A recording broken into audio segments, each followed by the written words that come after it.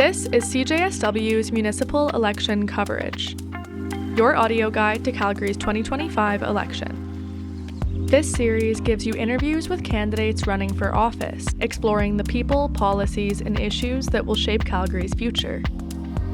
We're broadcasting from CJSW 90.9 FM, located at the University of Calgary, on the traditional territories of the people of the Treaty 7 region in southern Alberta.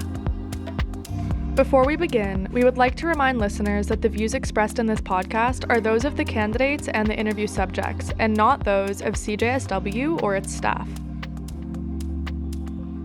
Today, we're taking you to one of the most diverse and scenic wards in Calgary.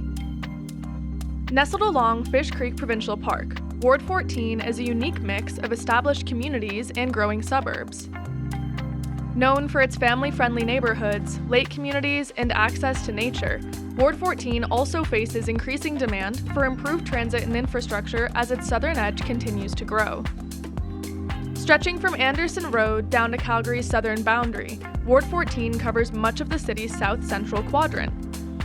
The communities included in Ward 14 are Bonavista Downs, Chaparral, Deer Ridge, Deer Run, Diamond Cove, Lake Bonavista, Legacy, McKenzie Lake, Midnapore, Parkland, Queensland, Sundance, Walden, and Willow. We went directly to citizens of Ward 14 to ask them what they are feeling this election season. Oh, we have Fish Creek Park, we have all the birds and the wildlife, and it's a nice quiet neighborhood where you can let kids run around and play. Well, it's very nice. The lake is very family oriented. Yeah, I have little grandkids and we all live together. So we have neighbors that they have small children and everything. So it's a lot of families. Yeah, very quiet, very peaceful. Because it's an older area, like all the amenities, they don't have like a big little shopping mall around. Like it has less stores and less things, and nowadays all the new neighborhoods, they have a bigger shopping mall with more stores and stuff like that. We reached out to nominated candidates and trustees running in the 2025 general election to participate in this podcast. The following interviews feature only those candidates who responded and were available to participate within our production timeline. To ensure consistency, we selected about 1 minute of each candidate's response to include in this episode. The audio is presented unedited, and we've aimed to fairly represent each participant's message and voice. We remain committed to providing space for all voices and encourage voters to learn more about every candidate by visiting electionscalgary.ca. Peter DeMong is one of the longest-standing councillors in City Hall, having represented Ward 14 for 15 years. He will not be seeking re-election this fall, and left some advice for Ward 14 hopefuls in an interview with CBC. He said, "Prepare your family. If you're doing this job properly, it takes a lot of your time, a lot of your effort. It doesn't end when you go home." The full interview by CBC journalist Scott DePell is linked in the episode description. Without an incumbent candidate in the running, we have a vacant seat for Ward 14 candidates. Now, it's time to hear from the candidates themselves. We asked each of them the same set of questions to help you compare their priorities, values, and vision for Ward 14.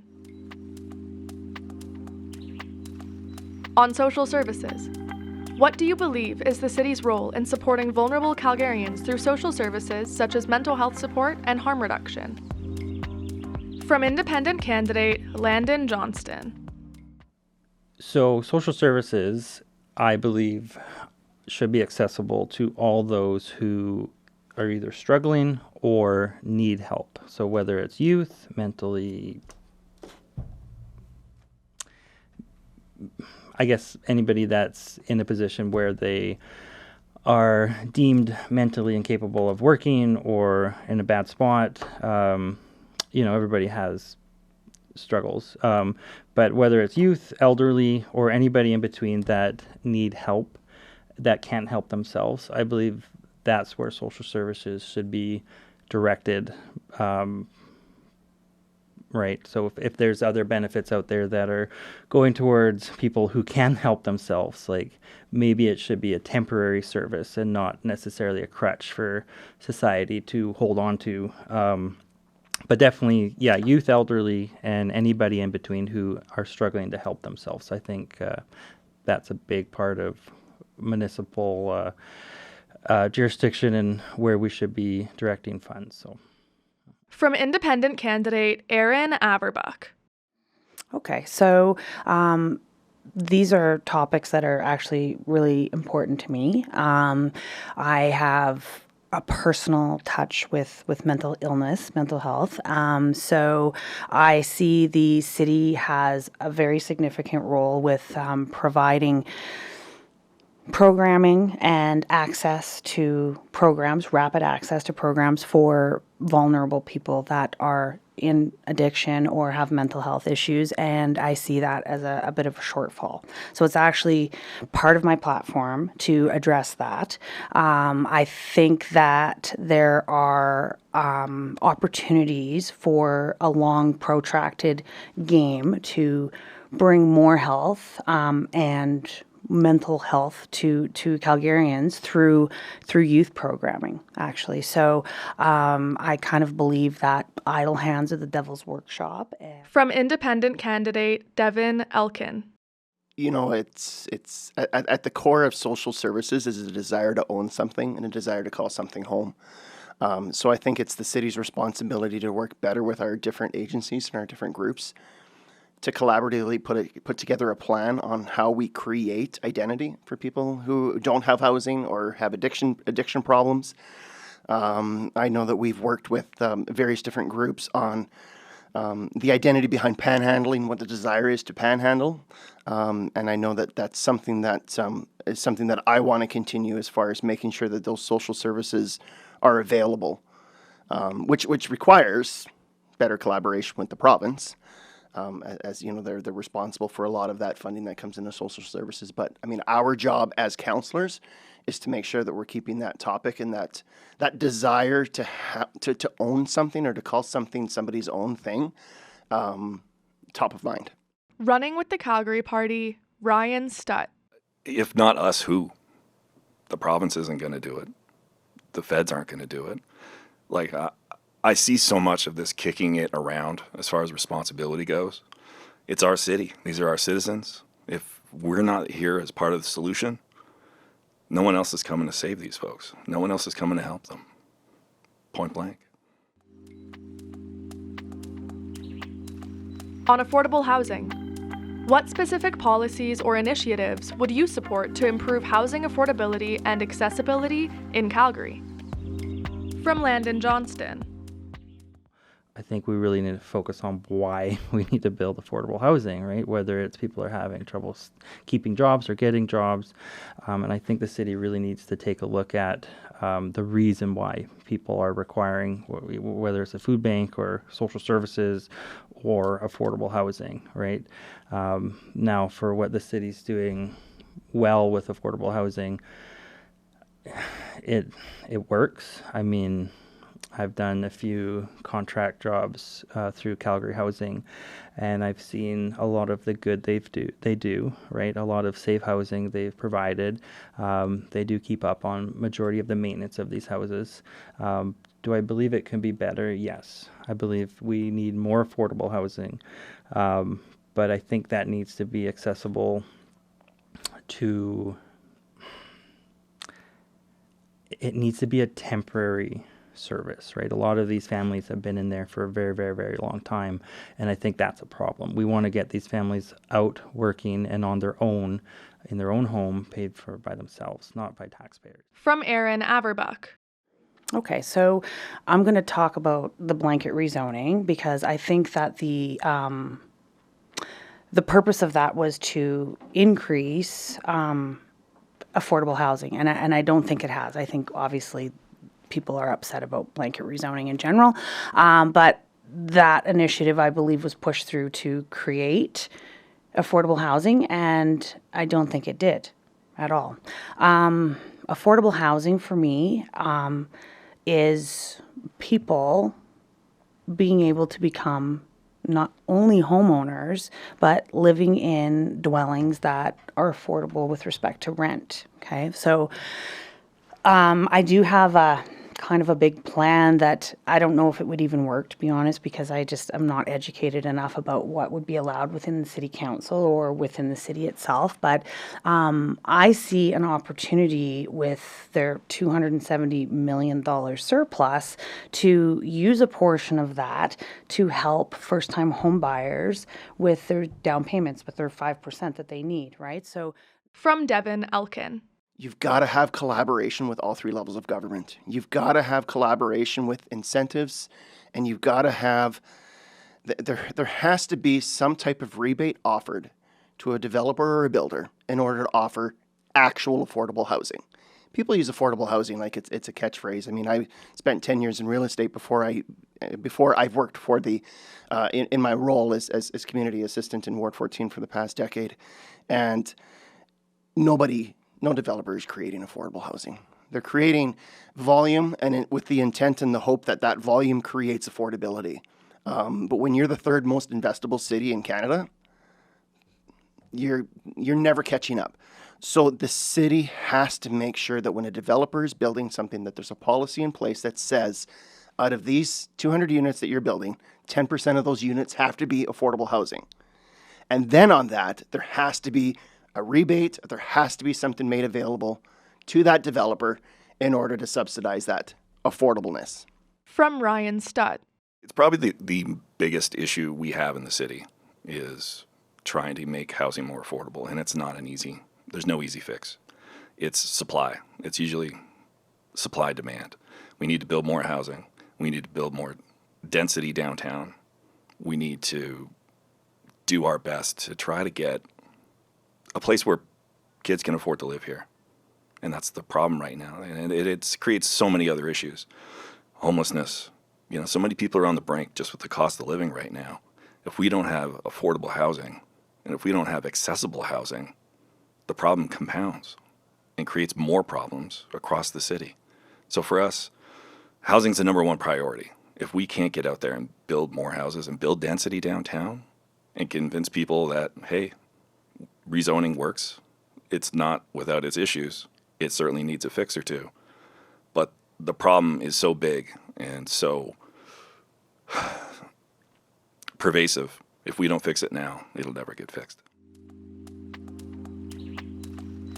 On public safety, how would you balance community safety with calls for accountability and reform in our police, fire, and emergency services?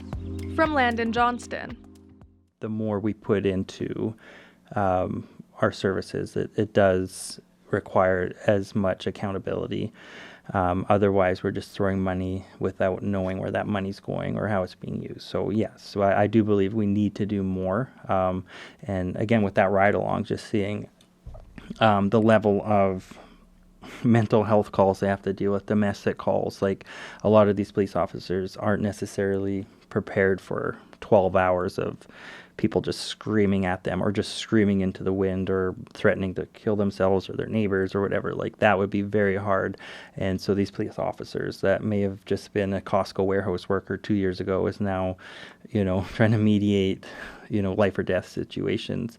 So we need to protect them, right? We need to give them the funding they require. We need more mental health. I believe they call them PAC units, right? So they're a combination of a nurse and a police officer, and the city has promised a lot. From Aaron Averbuck. On transit to improve safety, I see control gates like in every other major city in this country. And if there's crime issues or public safety issues on platforms, then why are we allowing people on platforms without tickets, right? So also increases ridership revenue, and keeps those platforms a little bit safer. I see that for public safety, within our neighborhoods, like my ward itself, I've spoken with probably, a few hundred people since I've started campaigning, and it doesn't look like there are any neighborhood watch programs in the communities within Ward 14. And so that's something that really needs to be championed by someone like their city councillor. Right, so they need to have people within those communities that want to work together to keep crime at bay, or at least be somewhat more surveilled. And so that's some of the stuff on the public issues, the public safety side. From Devin Elkin. As it relates to accountability with our police force and our emergency services, I think that I can only speak kind of from my own perspective of the 10 years that I've been doing what I've been doing, and establishing that collaboration with the groups that you just mentioned. So we've got a very positive relationship with all the districts. We've got District 6, District 8 for CPS stations that are in Ward 14. We've got 3 or 4 different CFD stations, and then the EMS stations are there, of course, as well. And I don't know, we've just always had good communication and good collaboration in Ward 14. So I don't know quite how to answer that. Like generally, whenever we get certain safety concerns within our constituency, we just address them with our resource officers and stuff like that. So citywide, I could probably speak to that a little bit, but I think we're headed in the right direction as it relates to awareness. But I mean, as far as accountability, gosh, I think it's just making sure that you're just asking the right questions. From Ryan Stutt. First responders have a very tough job. I grew up with a father who's in law enforcement, a lot of police, growing up with. It's a tough job. And I've got family that are firefighters. Tough job. So we have to support those first responders first and foremost, in my opinion. And that's not to say that it's carte blanche. You need responsibility, you need accountability for your actions, but we need to support them because they have the toughest job in the city by far.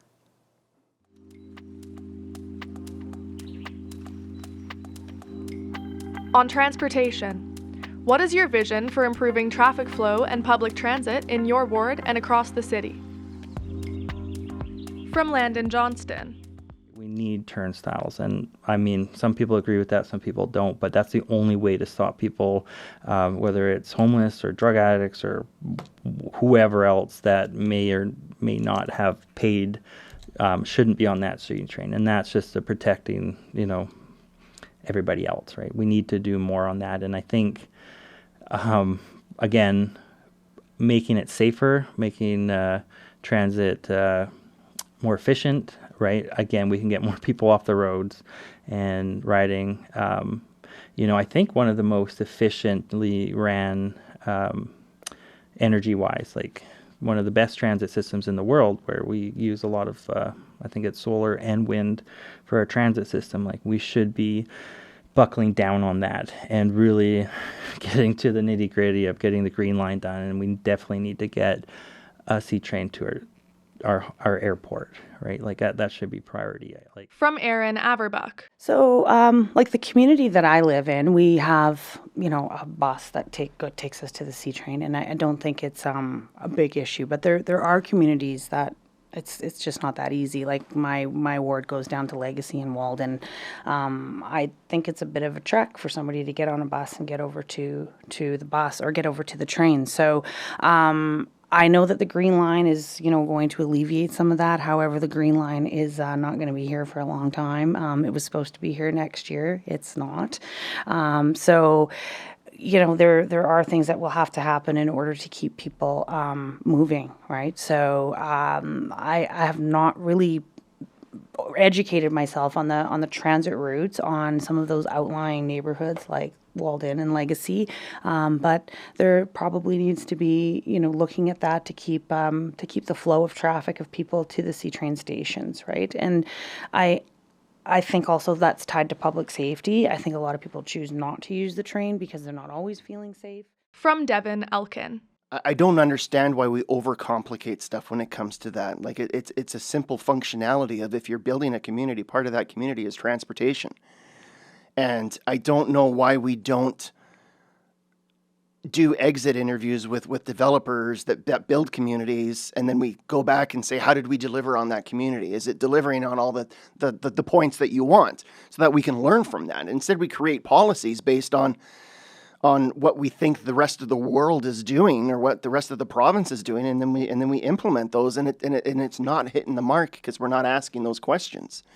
For transit, we wait until the ridership is there before we introduce big buses. Well, if you're only introducing a small bus that's got like a 30-person capacity and you've got 100 people wanting to take the bus, they're not going to take the bus. So then the ridership's not going to be there. So you're not going to. So then they're like, well, the ridership's not there. Well, we've got to change the way that we figure that out. From Ryan Stutt. There's a few things. Transit needs to be expanded dramatically. We're going to have 2 million people, probably more than 2 million people living here by 2030. And if we think traffic is bad now, add a couple 100,000 more people a year or over the next few years. For me, it's Green Line. It's expanding train service as far around the city as we can, and it ties back to, the environmental impact of public transportation. We need to make it so that people want to use it, that it's accessible, that it's affordable, that it's fast, that it's not a 3-hour trip to go somewhere in the city. People need to be able to get around at a decent clip. And so for me, transit's probably second on the priority list just to housing. In terms of what we want to build the city that people are going to enjoy living in, and it's not going to be a drag to get around. On environment. How would you approach environmental sustainability in Calgary, particularly around land development, waste management, and water conservation? From Landon Johnston.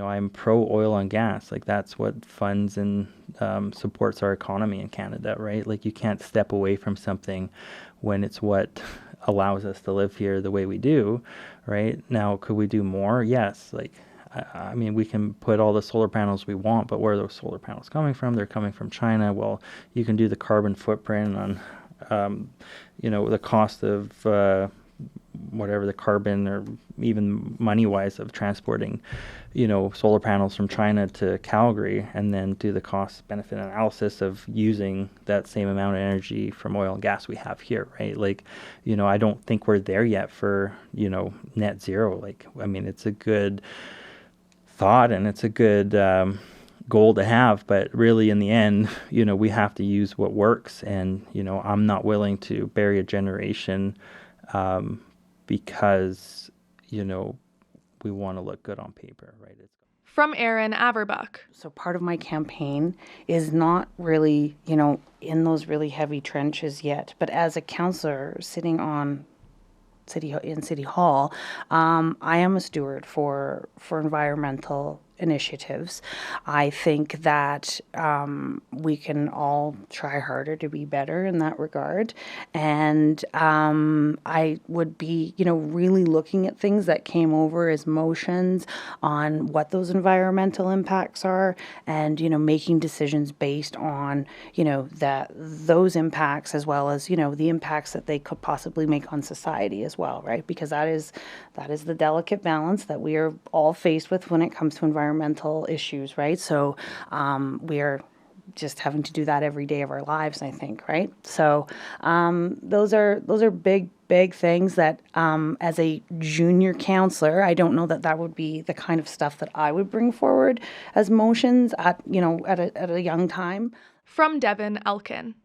At the end of the day, the province is not issuing any more landfill development permits within the municipality of Calgary. So the 3 landfills that we have are the only landfills that we are going to get until we figure out a better way of dealing with waste. So we have to find better ways of separating what's waste and what's recycling, and then we've got to do a better job at finding end users for those recyclable materials. But at the end of the day, saying that you're aware of an environmental concern as it relates to waste doesn't peg you into a certain corner. It's just the reality of, if you don't want your recycling fees to go up, like in down east, I think Toronto takes their waste goes to Detroit. So if we all of a sudden cap our landfills or reach our capacity of our landfills within the city of Calgary, we have to find a place to haul everybody's waste on a weekly basis. And you think your fees are expensive now?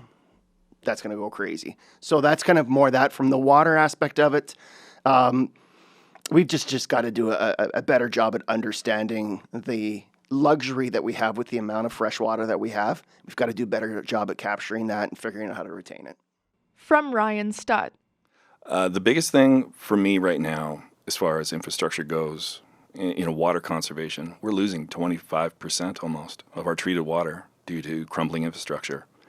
If you want to make the city environmentally sustainable, You got to get the basics right. You can't have that kind of leakage out of the water pipes. It's unacceptable. As far as the rest goes, we just need to build a sustainable city. And a lot of that comes down to fixing infrastructure. It comes down to making sure that the electrical grid is set up to support an electric future. It's not set up that way right now in a lot of areas of Calgary. So if we want to make this the Calgary of the future, an electric future, you got to get the basics right. And if you don't get those basics right, you can put all the solar panels up you want, but if the grid's not ready to support it, if the infrastructure's not ready to support it, it's futile. You got to get the basics right. On community, in what ways do you try to give back to your community? From Landon Johnston. It's just about, doing little things here and there within your community. And, I hope that I've done enough of those, again, because I want to, not because I've had to, right? And, hopefully more people out there can realize not everybody's out to get them, and we're a community, and it's going to take conversations, and just how divisive things have been, and I don't blame people for that. Like, I don't blame neighbors who are angry with each other, whether they're right wing or left wing, or agree with this, agree with that. Like, I really, my battle's never been with people. It's always just been with the people that are in charge of deciding things for us. And again, that's why I did my recall campaign, is because my voice wasn't being heard, and, realizing that, I was able to have my voice being heard. And now I want to make sure if I win that I'll be the voice, or I'll be better than what I was reaching out for right now. From Aaron Averbuck. I do my part, I think, with the community by creating great relationships with people. And also, I think through that, I've become, I would say, like a trusted and safe contact for a lot of people within my community. I'm a really authentic person who just has a genuine, real desire to be a helper through, and lead with kindness, right? I also lead with conviction and compassion, right? So, and that's why, I'm running for city council, because I think that is the most important characteristic of anyone who sits on council, is that they have that desire to help people, that desire to be, to make their communities better, and with equal amounts of conviction and compassion. From Devin Elkin. I don't know why it gets complicated. I don't know what happens to people when they become public servants, because you're just the guy. You're just the guy that's putting his hand up to say, look, I'll represent the people, I'll do what's important, and I'll serve the community. And I think sometimes people mistaken servantry for slavery, and it's not. Like, you're a servant for the people. And not losing that identity has been something that I've always enjoyed. It's something that's a priority for me. I've spent time serving on various different, the federal constituency association in our area. Provincially, I've done some volunteer work when it relates to that. All around the intention of making sure that we're giving back, because I think it's really, really easy to complain about stuff. But unless you're willing to put yourself forward. So community has always been important. And I served on the Mid-Sun Community Association for over 10 years. And that was just because it was just important to appreciate where you live and important to give back. From Ryan Stutt. I do a lot in the skateboard and snowboard space. So a lot of what we do is, a lot of what I do personally is product donation to a lot of different groups, not just in Calgary, but across Canada. A lot of LGBTQ skate groups, a lot of female-led skate groups, a lot of youth-led charities, learn to skate things that get kids active off their phones, and gives them just a means of community. And the skateboarding and snowboarding community, I'd throw snowboarding in there as well. It's a really great place for kids to grow up, to feel supported, to feel, paid attention to. And now more than ever, I think that's what we need.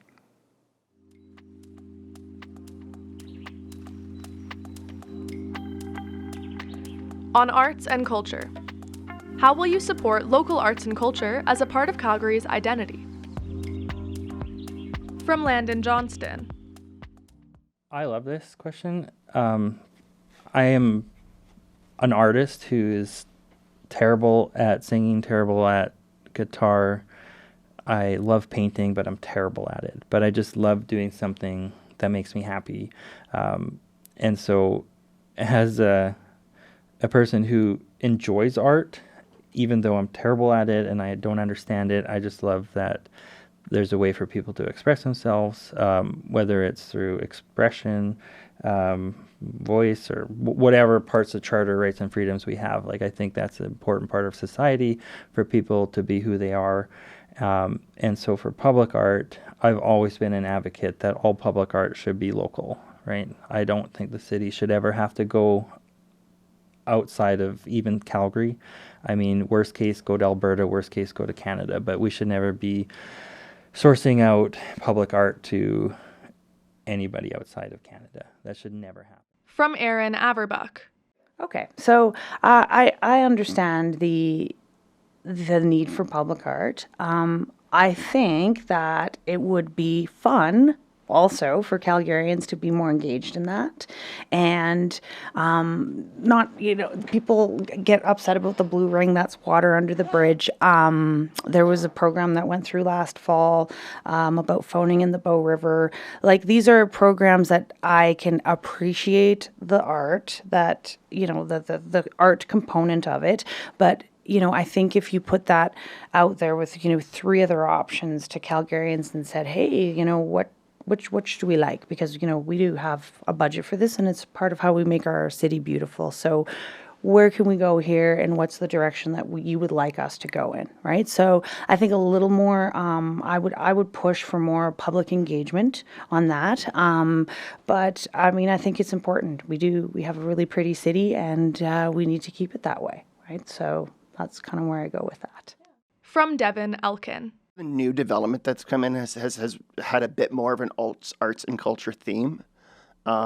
We were one of the groups that brought forward when they changed the art policy, where it was 10% of the actual infrastructure project went towards an art policy. We brought up something that particular type of art installment didn't have to be dedicated to that specific spot. It could actually be moved within the community. So when you have, in Ward 14, where we've got communities that are built in 1973, 75, and then we've got communities like Legacy that are still being built, there's a balance between making sure that we help those older communities achieve that bit of vibrancy that the new communities have. So it's just working with the different schools again. We're always open to different groups collaborating with us. So I guess it's just championing those arts and culture moments when they become available. Whether that's something that's a policy that we're going to look to drive forward, I don't necessarily know if there's a need to change anything in there. It's just having the ability to make yourself available. From Ryan Studd. For me, I grew up as a punk rock kid promoting concerts and shows in my hometown. I see the lack of venues, the lack of, I'd say the impediment of red tape for people to promote things and do things. It is a lot of work to put on any sort of event in Calgary. There's a lot of red tape and there's not a lot of venues. So as far as the arts and culture go, it's really just trying to make it as accessible to folks as we can, and a lot of that is going to be the city trying to work with existing venues and create new facilities where, hey, you can throw a show, you can throw an art show, you can do anything. It's a flexible space. We need to make that so that, certainly young folks have the ability to get out there and do cool things. What adds more vibrancy to a city than young people doing things? It's not me. I'm 50 years old. No one wants to hear what I, deliver to the culture. It's giving, the younger generation a voice and a platform to do cool things. On education. While education is largely a provincial responsibility, how do you see the city collaborating with school boards to support accessible and quality education in your ward? From Landon Johnston. Yeah, I think the city needs to really help work with the province in giving students and parents options, right? Like I don't think the public school system's necessarily for everybody. Even like I said, in 2007, like we had options, and that helped a lot of people, whether you're, an athlete or you're a scholar or whatever, or even honestly, which is a big part of why I want to run for council, is get more tradespeople out there. Like we're always talking like, oh, we're low on trades. Well, what are we doing about it, right? Like, I don't feel the federal government's done enough. I don't think the provincial government's done enough. And definitely municipally, we haven't done enough promoting trades. And sometimes that's working with companies, getting high school students working with their hands, right? Like, we need to get more women in the trades. We need to get everybody, right? Because, this country's booming. They want to build 1 million houses or whatever every year. Well, it's going to take people to do that. And if we're going to have to rely less on temporary foreign workers or PRs, then we need to start training our own people on, in my opinion, is a great career, right? Whether it's... From Erin Averbuck. Very, very provincial. The impact that I think City Council can have on that is, at a community level, would be to make sure that, kids are going to school with food, and that kids have access to busing to get to school, and that there's allowances made for families that don't have the extra funds to pay for busing or pay for lunches. And I think that's our duty as a community, not necessarily the city. I think we all have to take a piece of ownership with that. There's a large group of immigration into Calgary, and so those folks are also super vulnerable with respect to, what their needs are. They also often come from communities that, don't have the same standard of needs that we do. So, trying to bridge that gap is something that I think everybody's got to play a part in, not just the city.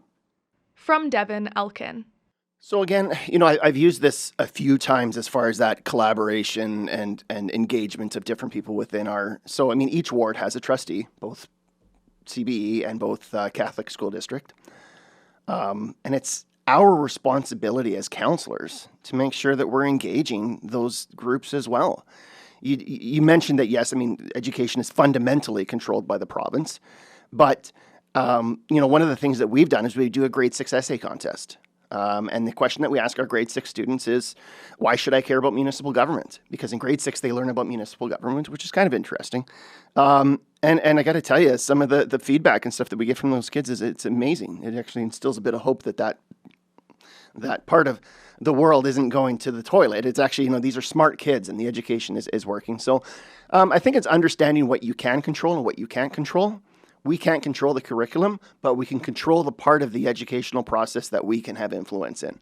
So working with our trustees to make sure that classrooms are happy, everybody's good, and then helping out where we can. From Ryan Stutt. I think it's a lot of it is, trying to help with before and after school care for folks.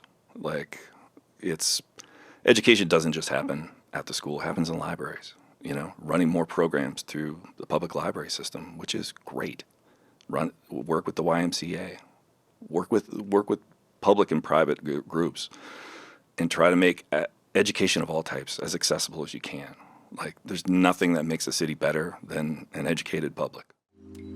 We note that Indigenous groups have their own bodies of governance, but as we are on shared land, we dedicated a question to decolonization. What is your understanding of Calgary's responsibilities under the Truth and Reconciliation Calls to Action? From Landon Johnston. I'm not necessarily sure what reconciliation would look like for a city councillor, but again, I would love to treat everybody as Canadians and not as separate from each other. So I don't know. I guess it's just it's talking with people, it's understanding what they want, what they need, and coming to, a conclusion that works for everybody. Because again, it's tough putting a lot of weight on evil that was not done by somebody, right? It's hard to say sorry for something you never did wrong, but at the same time, the recent evils have been done in, our current generation, right? Up until the 90s, like residential schools existed. Like that's wrong. Like there needs to be consequences. We can apologize all we want, but that's not going to fix generational hurt. And so, maybe it's a slow process. Like maybe it's going to take years and years and years. From Aaron Averbuck. Interesting question. Okay. And so as someone who's campaigning right now, I haven't come across anybody who's asked me that question. It's not really something that I've thought about a lot, but I absolutely acknowledge that we share space with First Nations people. I think that what happened over with over that Costco over on like the Tsutsina Costco, like I think that that's a really nice example of how Calgary worked and the province worked with that nation to build Stoney Trail and to bring an opportunity for them to have business over there. So I would support anything like that, really. I think that those are founding members of our country and our province, and absolutely we need to respect that whole foundation, right? So it's a tough question actually, because I haven't really thought about that answer and I haven't been asked that before. So From Devin Elkin. I grew up in Woodbine, and the Tsutsina was right next door to us. I got to know a couple of friends over there, and I don't see, it's going to sound weird, but I don't see a difference, right? So everybody's treated equally. Everybody has equal opportunity. And I just think our responsibility as the city is, if we're going to have the questions about truth and reconciliation, it's got to be authentic. It can't be because it looks good. It can't be because we're now required to. It can't be because if we don't do it, we'll get in trouble. It's got to be authentic. And I don't know if we're hitting that mark. I think a lot of the stuff when it comes to that understanding of the past and the present, I think, again, we're forgetting to ask that question on how do we move forward and what's appropriately an appropriate manner to move forward. So, From Ryan Stutt. Man, actually following through. The amount of conversations I have where the city didn't do what it said it was going to do in multiple times, it's depressing when I hear these things, because it's the very least we can do is just accept responsibility and truth and reconciliation. Like the fact that this is even an issue still, like, it breaks your heart. Thank you. Those are all of the questions. Really? That was it? Yeah. I'll give you 1 to 2 minute window. Finally, we gave each candidate a moment to share any closing remarks. From Landon Johnston. My name's Landon. Yeah, I'm running for city council. I love the city. I love talking with people. I love finding solutions.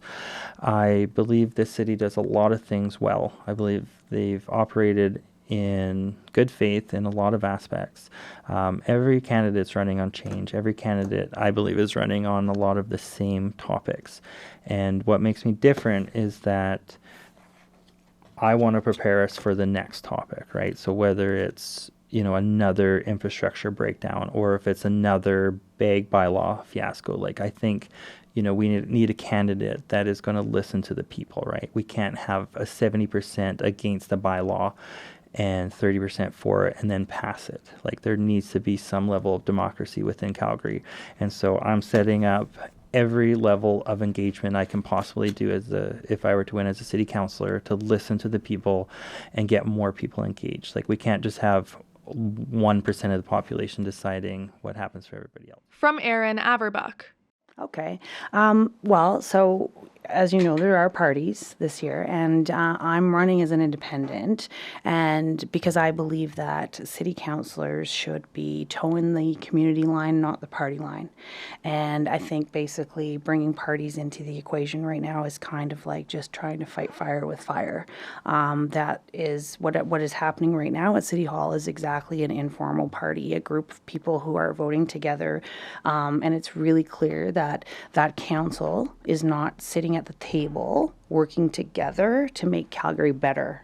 Okay, so that's a big part of my platform, is to be a leader on that council and remind people that their job is to listen to their constituents and to vote on motions that serve their constituents and all of Calgary.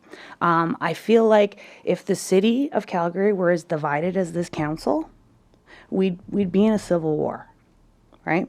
It just doesn't make a lot of sense to me how half of that council speaks one way and half speaks the other. Like they're not, some of them are just not representing their constituents. They're not, and that's what they were elected to do. From Devin Elkin. Civic government is not hard. Civic government is making sure people's lights turn on, making sure their water is there, their roads are in good shape, they have a place to bike, their kids have a place to play, and their garbage gets picked up. So it's, and anything beyond that is a bit of a, you can build off of that, but it's not hard. And I'm looking forward to bringing a bit more of a simpler approach to politics. If you want complicated, go do federal or go do provincial politics. That's complicated. Civic government is not complicated. People pay their taxes. They just want to have good services delivered after that. And I think we've really lost our way.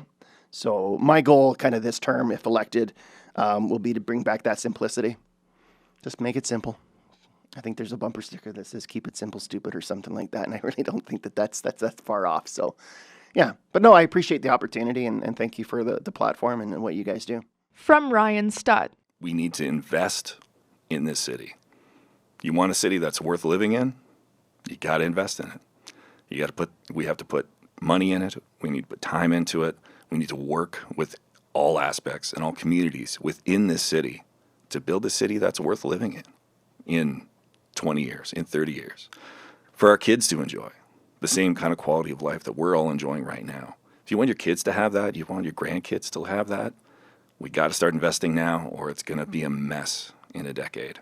It's a critical election, and I hope everyone gets out there, does their homework, researches every candidate, gets into the platform, and learns more. You can learn more about me at ryanstutt.ca. You can learn more about the Calgary Party at thecalgaryparty.ca.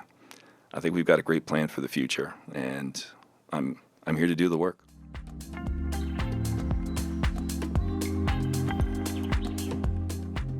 That wraps up our conversations with your ward candidates. We hope their insights help you feel more informed heading into the 2025 general election. Now, we're shifting our focus to another important group of elected officials, school board trustees. Trustees play a critical role in shaping the direction of public education. They're responsible for setting priorities, approving budgets, and making decisions that impact students, families, and communities across their school jurisdictions. While their work often happens behind the scenes, it has a direct effect on the quality of education in Calgary. Just like councillors, trustees are elected during the municipal election. To find out which board you vote for, whether it's the Calgary Board of Education, Calgary Catholic School District, or another publicly funded board, you can visit electionscalgary.ca and use the Where Do I Vote tool. We reached out to all nominated trustee candidates running in this ward, inviting them to participate in this podcast. The interviews you're about to hear include only those candidates who responded and were available within our production timeline. To keep things fair and concise, we've selected about 1 minute from each candidate's response. The audio is presented unedited, and we've done our best to ensure every participant's voice is clearly and accurately represented. Let's now hear from the trustee candidates running in this ward. What are your top 3 priorities for Calgary schools, and how do you plan to address them during your term? Public School Board Trustee Candidate Brian Martin. The first top 3 priorities would be classroom complexity, classroom room sizes, and supports for teachers. And all that just follows back into the ability to support our students. Right now we have very large classrooms. We don't keep track of the classrooms due to apparently back in 2019 we removed classroom counts due to red tape production. We have complex classrooms, which are sort of being addressed, hit and miss. We have a lot of complexity. We have English as a second language, students above and below grade average. And then you just have just people with learning disabilities, ADHD, anxiety, and those are some of the A's, that we have there. And then just support for teachers. We're currently potentially going through a teacher strike. They're looking for, more access to their classrooms, more funding. And if you just look at complexity and just class sizes alone, those are just the two huge issues that we're dealing with right now. Running in the Calgary Catholic School District for Wards 13 and 14, we have Steve Chapman. Trustees are elected to be the voice of constituents, much like a city council. And that requires communication. That requires feedback. That requires a lot more dialogue between a school trustee and the people in the ward, which is not happening at this moment. So that's probably number one. And I'll be doing that through townhouses. I'll be doing that through door knocking. I've worked on 40 campaigns over the last 25 years. I've door knocked 200,000 doors. I'm used to it. So I'm used to talking with people. Second one right now is we have inconsistent funding. We need to work with the province in terms of ensuring that the money that is due to the education system is available quickly, not necessarily waiting until September the 29th, which is the enrollment date. But let's make sure we have that funds available for teaching staff. And now we get into what's going to work for the kids. What kind of class sizes are we dealing with? What kind of resources do teachers have to deal with a fairly diverse group of students? Running in the Calgary Catholic School District for Wards 13 and 14, Kimberly Metcalf. Probably my biggest concern, because I'm running for the Catholic School Board trustee, is making sure that our schools stay authentically Catholic. That means we should follow the teachings of the Catholic Church primarily and not water down our faith.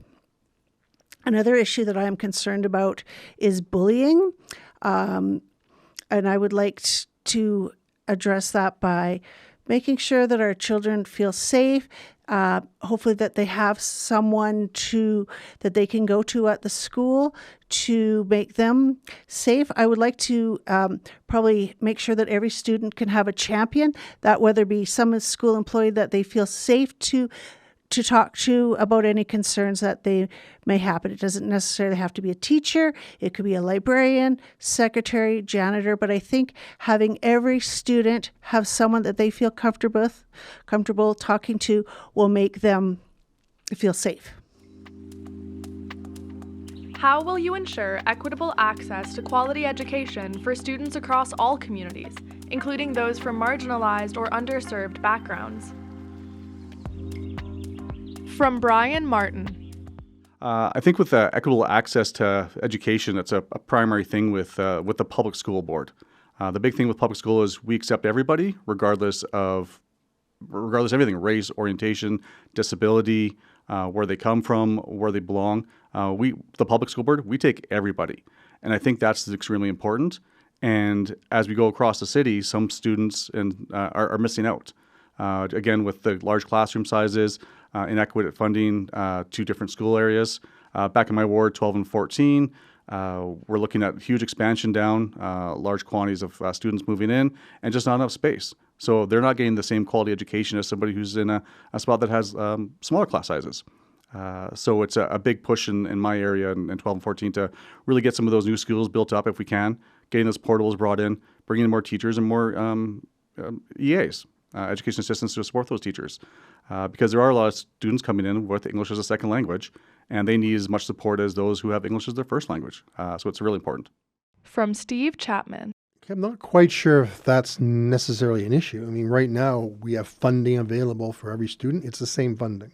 So every student, the money follows the child into whatever school system is available. Schools are typically well funded in terms of construction. Premier Smith has come out and said that building new schools is going to be a priority to match with Calgary's growing size. I don't know of any evidence that says there are some groups that are under-marginalized that don't have access to the same educational basis that everybody else does. So I'm not quite sure what the question means. I think the system already does that and does it fairly well. If I'm wrong, then obviously we're going to be addressing it, but that's part of that communication process. You know, if I'm out talking to people, I'm out talking to parents, I'm talking to the school officials, then as a trustee board, we're going to know that this is a problem and we can address it. From Kimberly Metcalf. Well, we have sort of in Calgary Catholic, we have something which is called IMC, which is our Material Resource Center. And so what we do there, and for example, if students are short, one school might be short 20 textbooks, then they can put it out there, and another school might have 20 that they're not using. So then we kind of do an inter-school loan. And for marginalized students and stuff, I think that we need to make sure that they have the resources, whether it be being able to work with teachers' assistants to help them. And also we should have books relating to different backgrounds, like maybe having a Hispanic student as a main character and things, so different cultures are represented. And yes, thank you. How will you engage with parents, teachers, and students, and the broader community to ensure transparency and responsiveness in decision-making? From Brian Martin. I think this is a great question on just how to communicate with the students and the parents. I know currently it's, I've recently gone to the CBE trustee website, and there just isn't a lot of transparency or a lot of issues on there that I can see that they're pushing. Between classroom sizes, complexity, support for our teachers, testing, it all seems to be just kind of, walk behind a wall. I'm not really sure why that is, as just like we don't count classroom sizes anymore. So I think for myself is to see as a trustee, and I don't know everything, trustees have limited access to certain things. They don't have all the skills or all the access to everything they can. So it would be my first, time as trustee is get in there and see what can I do? What can I produce? What am I allowed to show? What can I actually be transparent on? And attend the school board meetings. Attend classrooms, visit all the schools, talk to the principals, talk to the teachers. There's lots of community support. Talk to the communities, talk to the students. There's events going on at schools all the time. The school by my house, Centennial, is got a parents' council meeting tomorrow. So I'm going to attend that tomorrow just to show my support and find out where those are. So you have to be engaged in the community and really just, put an honest effort and be transparent. What do they want, what you want. From Steve Chapman. One of the challenges with that is within the trustee guidelines, they actually limit the amount of access you can have to students and people, and we're going to have to change that. I mean, as a trustee, we are elected to represent the voice of people. I mean, they have the parent-teachers groups, obviously, but I mean, how our education system is moved forward is going to be from communication. I plan on having podcasts. I plan on being available. I plan on having open houses. Whenever an issue crops up, you're going to see me in the community, have an opportunity to ask questions. My job is then to get the answers to those questions and report back. I've got a journalistic background. I used to be a police officer. I'm very good at asking questions. I'm very good at getting answers. And that will be communicated back to the public quickly, clearly, and without reservation. From Kimberly Metcalf. Well, as a trustee and as a parent and as an employee of Calgary Catholic, I believe that parents are our primary educators. And I do not believe under any circumstances, that teachers should be having secrets with teachers. And so I think that if there is an issue that parents are worried about, maybe they should talk to a qualified social worker or something like that. Parents should be informed of what is going on in the school. We need to make sure that our parents are doing that. And parents should feel free to be able to talk to the principal at any time, make an appointment, or also be able to talk to the teachers, obviously set up an appointment after school or something like that so they know exactly what is going on. And parents should be able to feel free to volunteer to make sure everything is working well in their school. What is your position on the role of schools in addressing issues such as mental health, inclusion, and anti-racism? How would you support initiatives in these areas? From Brian Martin. Disabilities, complex needs, schools have, really become this melting box of everything. So I think to support that, and I think it's important. So we need to have those counselors in there that students can go to. Back in my day, we used to have, a resource counselors and the police counselor. Well, I can't remember what they were called, but they're there. So for school safety type of thing. So we're missing out on, it shouldn't just be teachers teaching the basics. It should be teachers, EAs, counselors, mental support. All those things are valuable to support great children and really get them in the best environment to learn. And I think we're missing out on the best environment to learn for our students today now. From Steve Chapman. I think fundamentally we have a number of social agencies that do a much better job in those areas than schools. I think as we start to spread out our focus, we actually create cracks. I mean, I've been critical of the Calgary City Council for not staying in their lane and trying to do the job that the province is supposed to do with much greater resources. I think we have to be aware of the problem. I think we are in contact with the kids on a regular basis.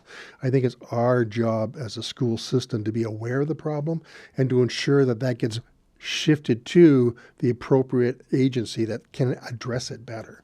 I think if the school starts to do too much that takes it away from education, then we're actually doing a disservice to our mandate and to the students we're there to serve.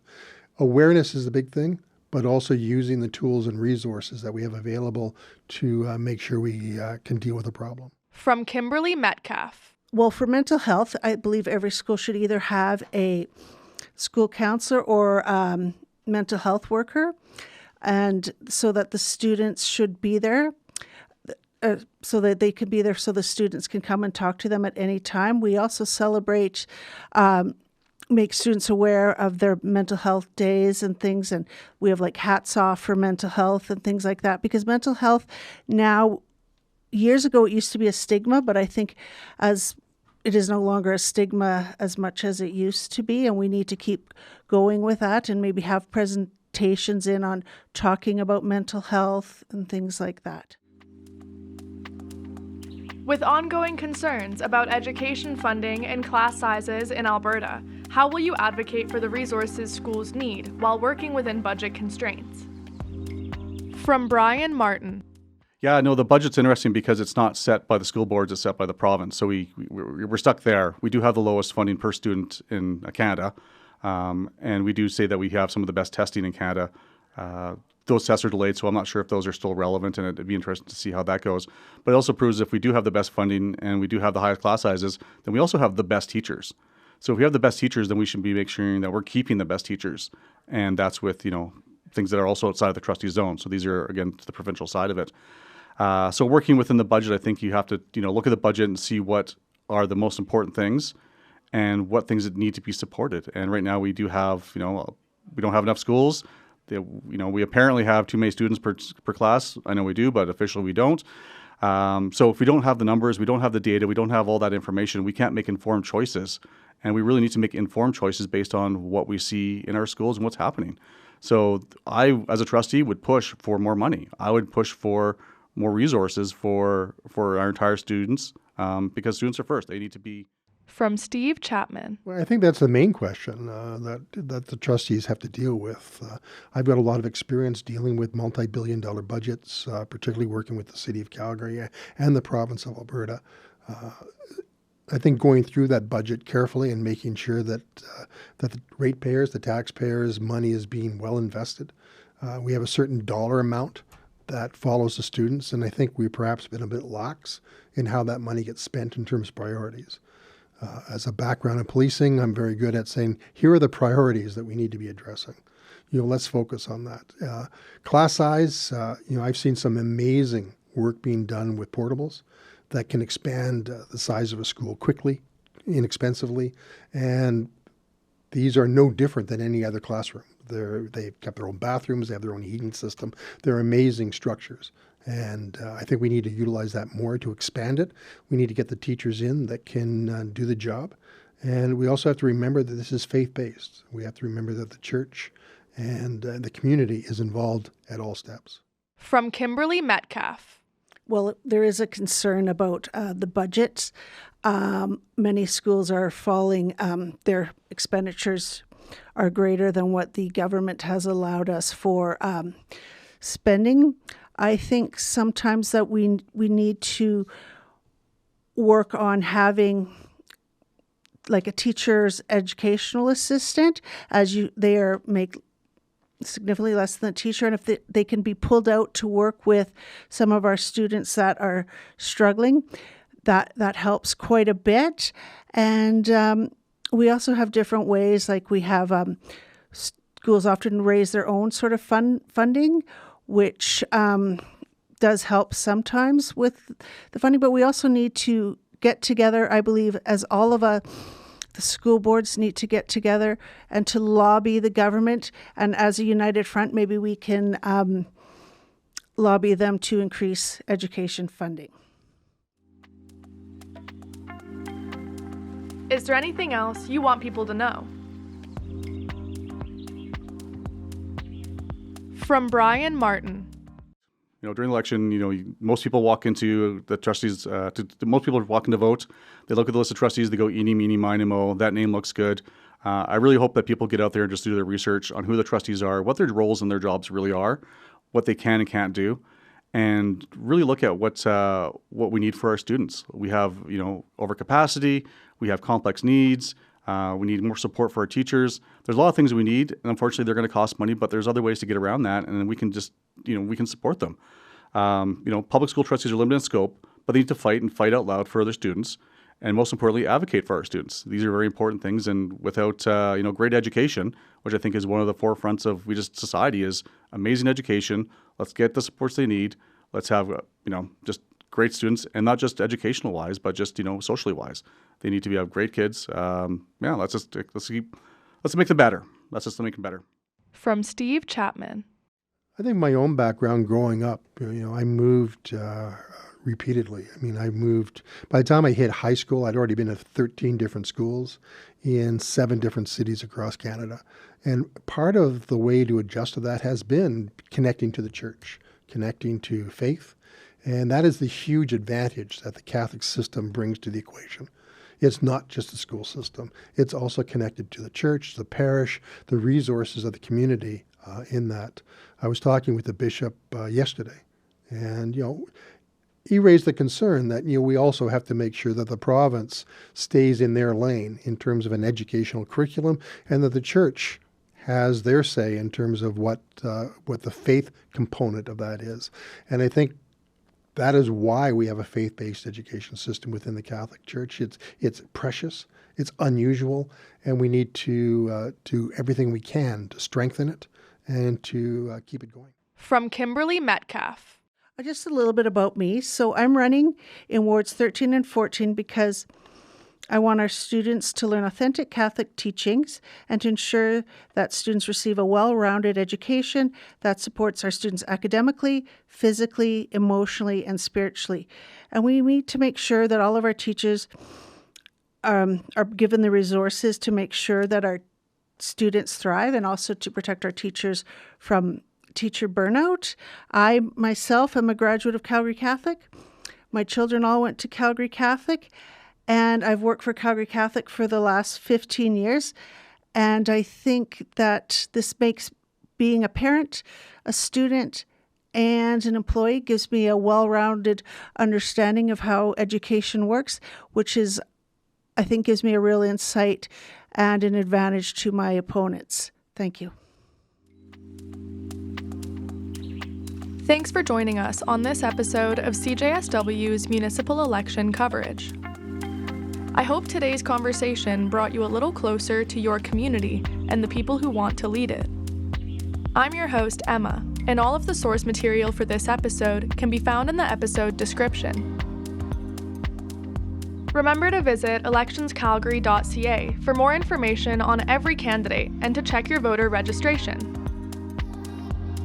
Again, we would like to remind listeners that the views expressed in this podcast are those of the candidates and the interview subjects, and not those of CJSW or its staff.